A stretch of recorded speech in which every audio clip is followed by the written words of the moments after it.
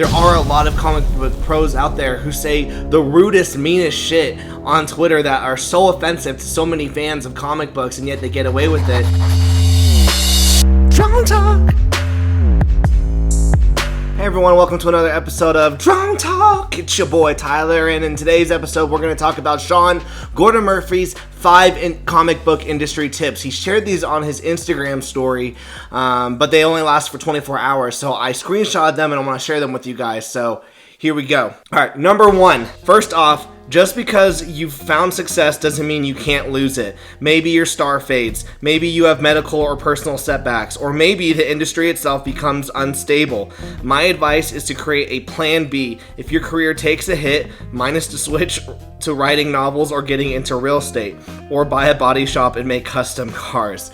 So if you're in the industry, have a plan B. Now, what does that mean for us indie creators? Obviously, creating comics is more of a hobby and it's something that we want to do full-time. However, for us, we're going to need to have a full-time job. I know I have a full-time job that, I go to every single day so I can provide for my family, and the little extra that I do get, maybe I get to put into my comics. But yeah, always have a plan B because you just never know. Tip number 2, try to stay modest and avoid talking about your success. Remember that many folks in the industry are struggling to get by. If you want to complain about your movie deal, do it outside of comics or to a peer who also has a movie deal. I've seen this trend in indie comics where you'll have people down saying that other campaigns aren't successful because they don't make 5 or 6 figures, and to them they see that as failing. I was told that that I should stop being a creator because I can't make more than 5 figures on my campaigns. That's ridiculous. Money doesn't mean anything. Just because you have a 5-figure or a 6-figure campaign doesn't mean that one day I can't get to it. So yeah, money doesn't mean everything, and seriously, don't brag about it. No one likes it. Number 3. The more successful you are, the more careful you need to be with social media. Never tweet or post anything that you don't want becoming a headline of a TMZ-style comic site. Most people in comics are great, but some will go out of their way to take you out of context and assume the worst about you. I've heard this advice by tons of creators. They say if you want to get into the comic book industry, one of the biggest tips is to not be a dick.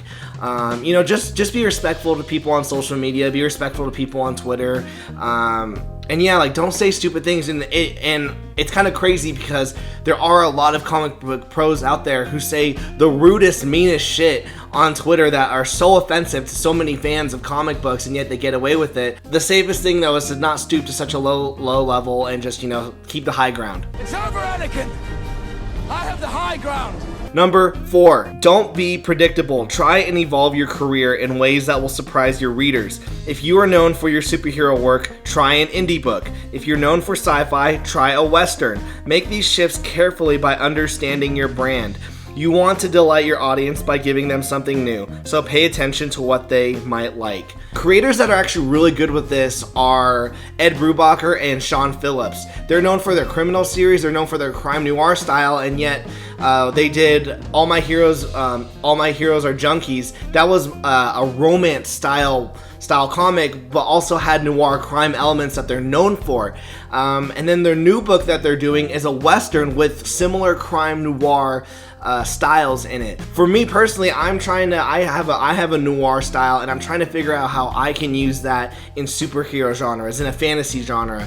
So yeah, try new things. That's basically what he's saying, and I think that's a great thing.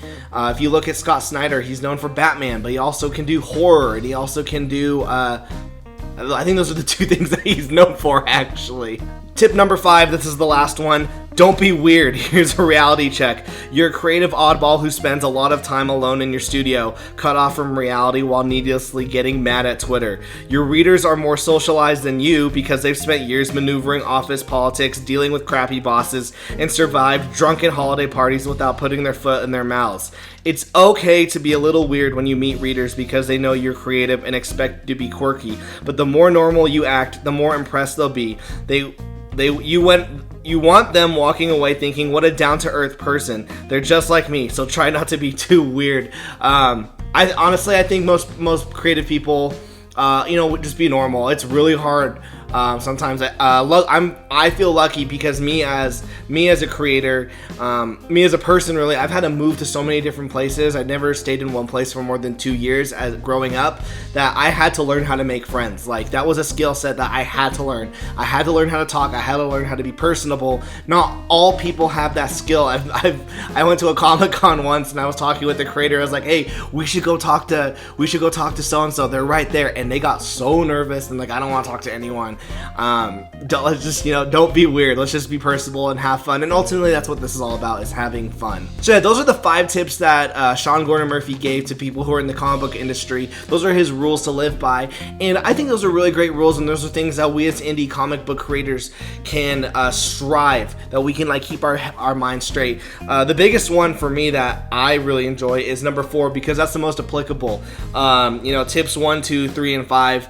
They're not something that personally I can relate to because I'm not in the comic book industry. I'm indie, I'm underground, I'm trying to get there, but until then, the only thing I can really do is number 4, constantly trying new things, building a brand, building an audience, and seeing what works and what doesn't. And I think that's something that all of us indie creators can do as we grow. So thank you guys so much for watching. Remember to smash that like button, smash that subscribe button. Go check out the comic Blade Devil, currently on Indiegogo. It got super funded super fast. Holy crap, it looks like a great book.